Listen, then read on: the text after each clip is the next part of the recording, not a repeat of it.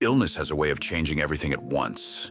It changes the pace of life, the way a body moves, the way a mind copes, and often the way other people respond. For many, sickness is already heavy enough on its own. But what makes it even harder is when suffering becomes something others feel entitled to interpret.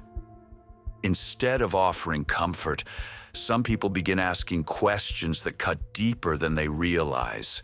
They may wonder whether a person's faith is weak, whether their prayers are not strong enough, or whether some form of karma is at work.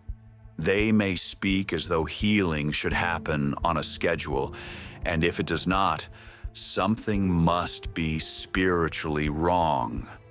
That way of thinking can be deeply painful. It adds judgment to an experience that already requires enormous strength. It can leave a person feeling exposed, misunderstood, and pressured to recover not only for their own well-being, but also to satisfy the expectations of people watching from the outside. Yet illness does not make someone spiritually deficient. It does not prove a lack of dedication, weak faith, moral failure, or hidden guilt. It proves only that they are human, and that human beings sometimes suffer in ways that cannot be neatly explained. One of the cruelest parts of illness is how quickly other people can turn it into a story about character. Someone may say things like, "If your faith were stronger, you would be better by now." Or, "Maybe there is a reason this is happening to you." Others may not speak so directly, but their silence, their pity, or their subtle comments can communicate the same message. Instead of seeing pain, they look for blame. Instead of offering presence, they offer theories. For a person already trying to survive day by day, that kind of response can feel devastating. It can create shame where there should be care. It can make someone question themselves when what they really need is gentleness. And for people with any kind of spiritual life, it can complicate faith itself. Illness may already raise difficult questions about meaning, endurance, and hope. Being judged while sick can make those questions even heavier. There are many reasons people do this. Sometimes it is fear. If they can convince themselves that illness only happens for a clear reason, then they can pretend they are protected from it. Sometimes it is discomfort. People do not know how to sit with suffering, so they try to explain it away. Sometimes it is learned thinking, repeated from families, communities, or traditions that confuse hardship with punishment. Whatever the reason, the result is often the same. The sick person is left carrying both the illness itself and the burden of other people's interpretations. What many people fail to understand is that life does not pause just because you are ill. Bills still need to be paid. Work continues. Family responsibilities remain. Messages keep coming. Time keeps moving. The world does not slow down just because your body or mind can no longer move at its old pace. That is part of what makes illness so isolating. You may feel as though everyone else is continuing with normal life while you are fighting just to complete the most basic tasks. A person who is sick may look functional on the outside and still be struggling immensely on the inside. They may force themselves through a workday and collapse the moment they get home. They may smile in public and cry in private. They may cancel plans, miss important events, or fall behind in areas that once felt manageable. What looks like withdrawal to others may actually be survival. What looks like weakness may be the exhausting effort of trying to keep up while carrying pain no one else can see.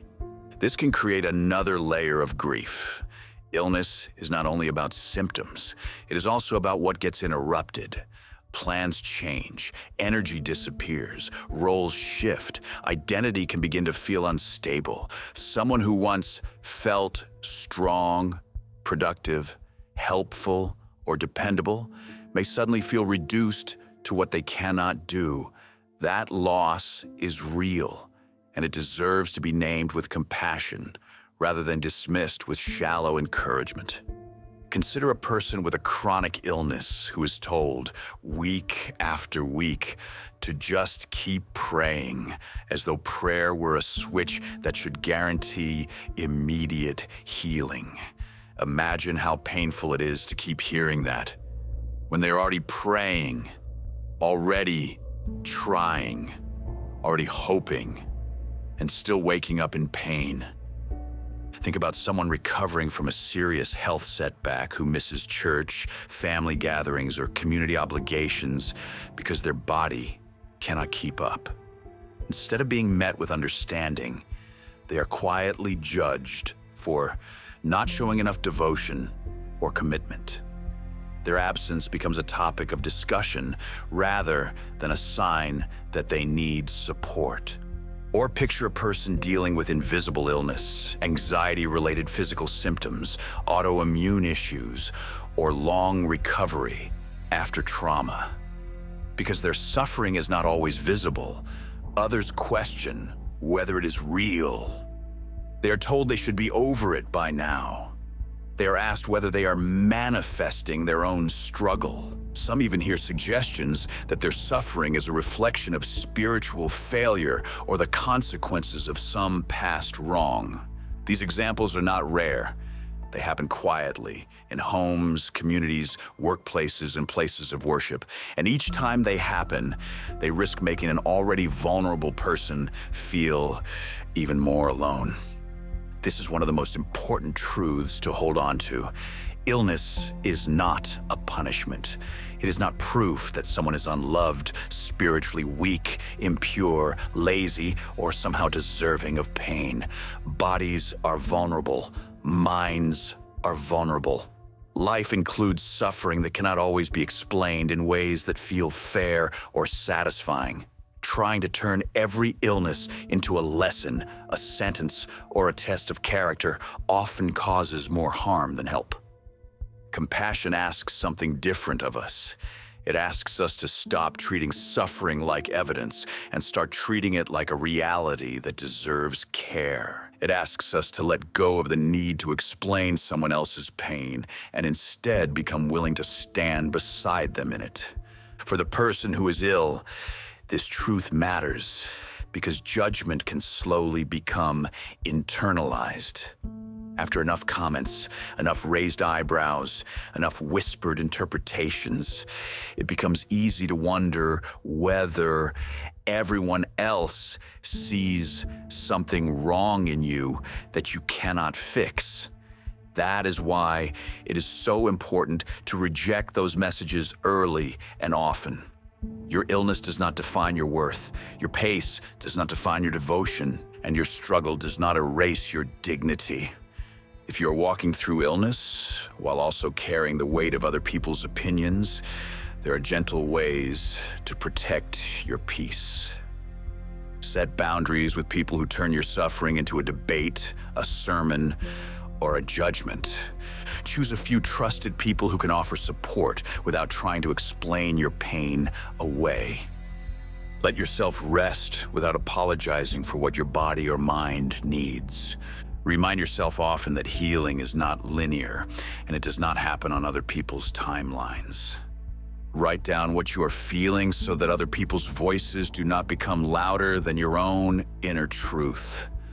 Seek appropriate emotional support when you need it. Support is not weakness, it is wisdom.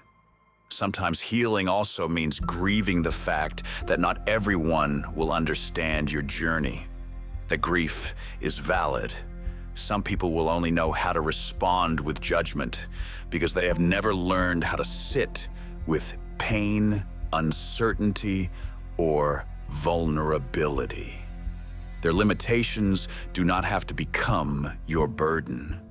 If you are struggling to move alongside life while your body, mind, or spirit feels worn down, I want to say this clearly. You are not failing. Surviving a hard time while life keeps moving around you is not failure. It is effort. It is courage. It is persistence in a form many people will never fully see. Some days, success may look small. It may mean getting out of bed, making it through work, answering one message, attending one appointment, or simply making it to tomorrow. Those things still count. Progress does not have to be dramatic to be real. You are allowed to be tired. You are allowed to be disappointed. You are allowed to have questions about faith, healing, and meaning without that making you less devoted or less worthy. In fact, many people discover that faith becomes deeper, not weaker, when it has to pass through suffering honestly. A faith that has room for pain, questions, and endurance is often far more real than one built only on appearances. And if you do not feel strong right now, that does not mean strength is absent. Sometimes strength looks like softness. Sometimes it looks like asking for help. Sometimes it looks like refusing to give up, even when you cannot see a clear ending yet. Illness can expose not only the fragility of the body, but also the fragility of other people's compassion. It can reveal who knows how to love, who needs easy answers, and who confuses suffering with blame. But even in that difficult truth, there is something worth holding on to. Your humanity remains intact. Your worth remains intact. Your dignity remains intact. You do not owe anyone a quick recovery so they can feel comfortable. You do not have to prove the depth of your faith by healing on command. And you do not need to carry shame for a struggle that is already heavy enough. Life may keep moving while you are trying to catch your breath, but that does not mean you are being left behind. It means you are living through something hard, and still, in whatever ways you can, continuing. That matters. That is brave. And that kind of perseverance deserves compassion, not judgment.